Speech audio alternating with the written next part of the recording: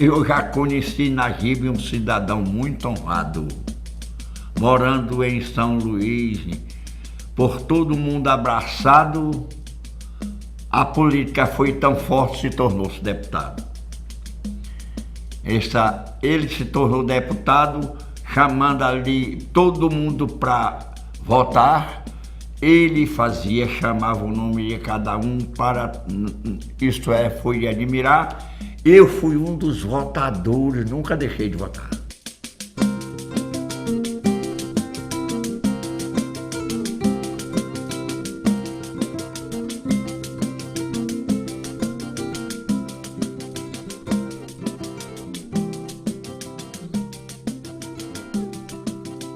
A família Eichel veio do Líbano, chegou no Brasil em 1909. Vieram de navio e vieram, segundo eu soube, por Belém. O primeiro Eichel que veio foi meu avô, Antônio. Ele veio primeiro, trouxe a família toda. Vieram também com outras famílias libanesas amigas, inclusive a família dos Haddad, e foram se radicar em Viana. Eles pensavam que a coisa aqui era maravilha, era essas coisas. Eles eram dois irmãos, Thanos e Iosif. Thanos era pai de mamãe, Iosif era pai de papai. Vê o quanto ele não sofreu. Comércio. Pobre daquele jeito, se agora é, calcula. Mas o comércio ali era mais só de libanês. Não tinha quase de brasileiro, só libanês. O Thanos, que era o patriarca da família, ele veio acompanhado de 4 filhos, que foi Aziz, Miguel, Maria e Alzira, que na época tinha 9 anos. Meu avô, não sei por que razão, trouxe todos os filhos, mas deixou o Abrão pequeno. Quando ele teve uma situação assim mais favorável, ele chegou a mandar um dinheiro para que ele viesse, né, para poder complementar a felicidade da família, todos juntos. Só que ele já nessa ocasião namorava assim, muito firme, uma pessoa chamada Said, da família Tomé, que é uma família também que tem laços estreitíssimos com os Eichel. Que era irmã de Agege, tio Agege, pai dos meninos. Na impossibilidade já de vir, por questões assim, sentimentais, ele deu a importância que foi para pagar a sua passagem de vinda para reencontrar a família, ele deu para um primo. Aí meu pai disse, pois, se tu não vai, eu vou. Tu fica, eu vou. Não vou estragar a passagem. Vamos para o Brasil, depois eu vou para os Estados Unidos. Porque quando eles vieram do Líbano, foram morar ali na Rua da Palma. E depois de tudo isso, eles foram para Viana. De Viana foram para Pindaré. Ele constituiu o comércio, se estabeleceu. Meu avô não teve sossego, coitado. A mamãe não queria casar com o papai. Mas o papai era tarado por ela. Taradinho por ela. Ela não queria. Pelo menos eu pensava, eu acho que os outros irmãos pensavam, e acho que o povo também pensava que meu pai queria mais bem minha mãe do que minha mãe queria ele. Ela não queria. Ela casou por casar, porque o árabe quer cada vez vai misturar, né? Só se veio saber o contrário quando ele morreu, porque ela nunca mais deixou chorar. Todos os dias ela chorava a falta dele. Era um homem íntegro. Meu pai era uma pessoa muito direita. Muito direita. Já minha mãe, ela, na metragem, ela já... A Cia Elias era uma pessoa muito atenta, muito assim, muito generoso. Um homem alto, um moreno claro, careca, careca e uma pessoa boa, mas quando se zangava, sai de perto. E Dona Maria também, mas primeiro ela brigava, falava né, com as pessoas, conseguia muita coisa. Saía nas casas visitar, entrava nas casas das pessoas para conhecer melhor. Eu, Zé Antônio, Najib, era o filho querido dela e Norma, e Miroca, os três. Eu e Zé Antônio apanhávamos, que eram os mais danados. Zé Antônio correu em cima de cerca, sabe o que é cerca? Para não apanhar. E a mãe dele só tomava água de uma fonte por nome La Ventana. Hoje ele chama Pissarreira lá. Lá tinha um sarau muito grande, tinha uma cacimba. E ela só tomava água de lá. Iam buscar de animal, né? 4 latas de querosene, que é o que elas vinham no caixote naquele tempo. E ela só tomava água dali. Naquela época ninguém tinha geladeira, não tinha nada, só tinha filtro. Rico, branco. Pobre, no pote mesmo. Era assim, era uma vida boa, não era ruim, não. Lá em casa, mamãe gostava de criar menino. Tanto menino como menina, tudo. Então a gente ficou preto, parente de branco. Na época que a gente era criança, rapaz, o preconceito era muito alto, não dá nem pra gente entender, né? Como era que a gente era. Nós éramos 5, porque até então não tinha Rosemary, certo? Todos dormiam num quarto só. Rede, 5. Nós éramos mais unidos do que somos hoje. Acho que porque éramos criança. E tínhamos uma convivência boa. Nós brigávamos muito por causa de manga, aquela mangueira grande que tinha lá. Mas eles, como homens, tinham mais força para mandar o pau, né? De bater lá naquela manga ali que tá amarelinha, pá, lá caía, a gente corria. E eles corriam atrás do pau, a gente corria atrás da manga. Zé Antônio, mais Najib, sabe como é menino? É que de vez em quando brigava. Agora, Najib, apesar de ser forte, Zé Antônio tinha mais força do que ele. Ele terminava dando nele. Papai ficava com muita raiva deles brigarem, né? Mas não batia. Sabe o que ele fazia com eles? Eu amarrava costa com costa. Deixava desamarrado um bom pedaço.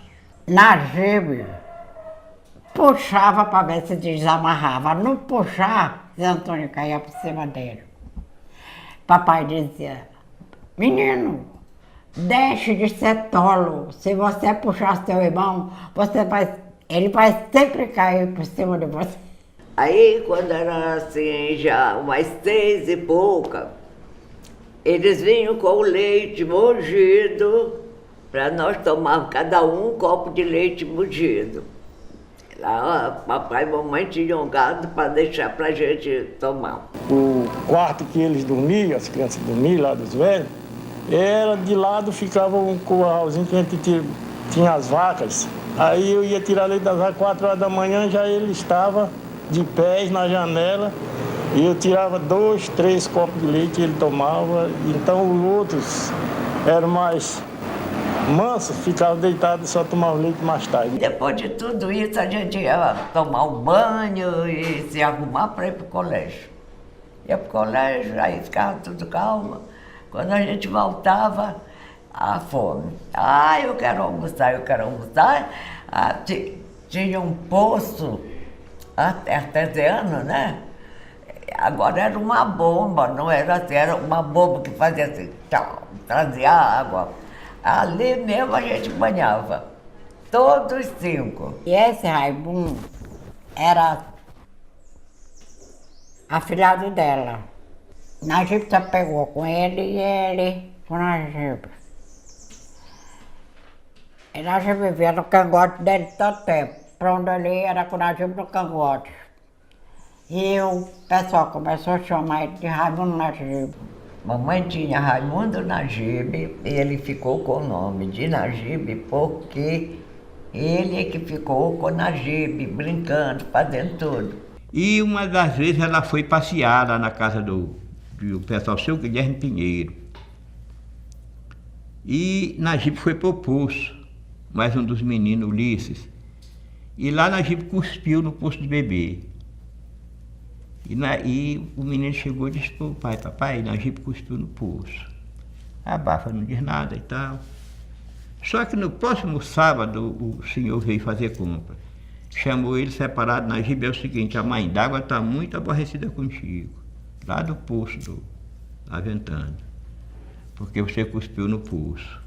E ela mandou dizer que ela não tem fumo. Nem café, nem açúcar. Nagibe, depressinha, fez logo um pacote de açúcar e um pacote de café, cortou um pedaço de fumo de molho e deu para ele. E ficou isso muitos tempos aí. Ele sempre cobrava que a mãe d'água mandava dizer: ó, não tem fumo, não tem... Quer dizer, o velho gozando a história e ele acreditando. A gente foi criado no interior, supersticioso. No interior, quando todo mundo vinha trazer a farinha, o arroz, essa coisa para vender, vinha em costa de animais. Cavalo, burro, né? E meu pai trouxe 2 alqueires de farinha, entregou para o velho Elias Aikel, que eu conheci bastante, e marrou o cavalo na frente da casa, que era um pé de manga que tinha, manga pequena, daquelas manguitas. E ele, todo cara que chegava por ali, ele montava, dava umas lapadas, corria, ele já com 8 anos, mais danado. E esse cavalo, ele montou no cavalo e deu umas 2 cipuadas pro cavalo no rumo da beira do rio. Pai dizia para ele: meu filho, não faça isso. Um dia você pega o cavalo bravo, vai ser muito ruim. Você pode até morrer. Aí não tinha jeito. O cavalo correu e parou na beira do rio, e ele virou o cavalo lá para cá, deu mais 2 lapadas e o cavalo correu e desembestou. Quando chegou no canto, aí entrou para a Rua da Redenção, desembestado mesmo, e ele agarrado no cabeçote da cela e gritando para o povo: atalha, atalha, atalha, o povo gritando. Um pindaré todo mamãe começou logo a chorar: meu filho vai morrer, papai inquieto, preocupado. E o povo aglomerado, o povo era pouco mesmo, mas agora todo mundo aglomerou. E lá embaixo, na Redenção, fizeram uma esteira, uma parede de gente e atalharam o cavalo. Todo mundo querendo pegar esse cavalo, mas não podia. Tinha um compadre de mamãe que era vaqueiro, mas lidava muito com o cavalo também. O nome dele, não me lembro. Zeca Duarte. Aí a notícia se espalhou no Pindaré. Zeca Duarte morava bem no fim da Redenção, sabe onde a Redenção morava? Era a última casa. O que ele fez? Ele disse: ele vai passar por aqui, porque o cavalo está desembestado, não tem rumo. Ele ficou na ponta da rua. Quando lá se vem o cavalo feito doido, aquele homem se arriscou demais. Aí quando ele viu o cavalo, veja lá, ele abriu os braços. Quando o cavalo chegou numa distância assim, que estava lá naquela porta, que viu os braços abertos, e ele deu um upa pro cavalo, né? Aí o cavalo suspendeu as patas dianteiras e a gente ficou segurado lá em cima. Aí Zeca Duarte foi, baixou a rédea do cavalo, desceu na jipe. Nunca mais na jipe voltou em cavalo nenhum que chegasse lá em casa. Nunca mais, foi tanto remédio. Najibe era muito querido, lá no Pindaré, desde pequeno. Com o Najibe o contato maior era só quando ele resolvia fazer uma carneirada, ou seja, todos os meninos que tinham carneiro de montaria, ele convocava para tal dia. A gente se reunia e naquele dia a gente ia passear do campo. Aí todo mundo montado seu carneiro, todo mundo querendo ter um carneiro melhor. O velho, o pai dele era bom demais também, legal demais. Ele brincava muito com a gente, a caçoada era alta, a gente sentava lá e um dia entendeu de riscar força e jogar na gente. A gente estava sentado, ele riscava força, jogava e corria. Aí a gente se combinou para pegar ele aí. Ó, fica na porta quando ele vier para cá, para conversar com a gente, fica alguém na porta. E todo mundo com a caixa de fósforo. Foi engraçado. Todo mundo jogando fósforo nele, pro lado que ele corria de fósforo, riscando fósforo, jogando nele. Dos filhos, eu era mais eu para papai. Olha, ele se arrumava para ir para a loja, porque é da mesma casa, mas ele calçava sapato, meia, vestia a blusa viradinha assim, calça comprida. Aí, quando era na hora do almoço, ele pedia para mim tirar o sapato dele para ele deitar depois do almoço. Para nós que convivemos e tudo, foi o primeiro grande baque da família, foi a morte de tio Elias, em 57. Ele foi fazer surtimento em Recife e aí foi banhar na banheira, escorregou, bateu com aqui, o pulmão, aqui, costela. Aí daí ele começou uma coisa, foi para o Líbano, não, para os Estados Unidos, lá para onde o irmão dele. Tio Elias foi uma das primeiras pessoas que a gente ouviu falar aqui, que foi próstata, né?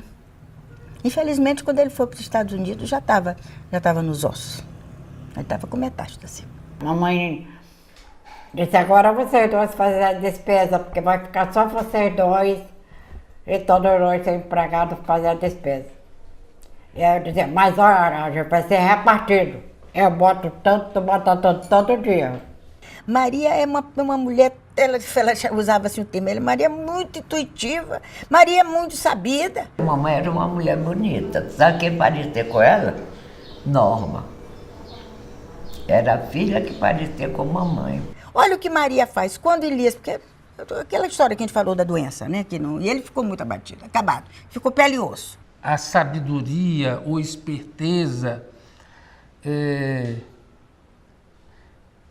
a alegria, o jogo de cena, aquilo tudo partiu dela com muita maestria. Quando ele levantava da cama, ela corria e se embolava na cama e se enrolava. Aquilo para todo mundo ver que se ela não tinha medo de pegar, os empregados não deveriam ter. A sensação que a gente tem, nós netos, é que ela é que criou essa tipificação familiar.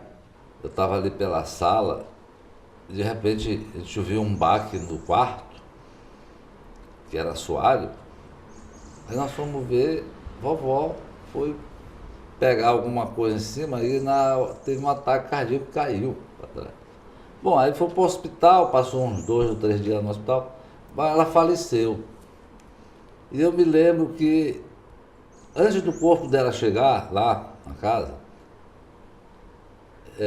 tio Najibe passou lá e me apanhou para me sair dali, para não ficar, que era um momento muito complicado.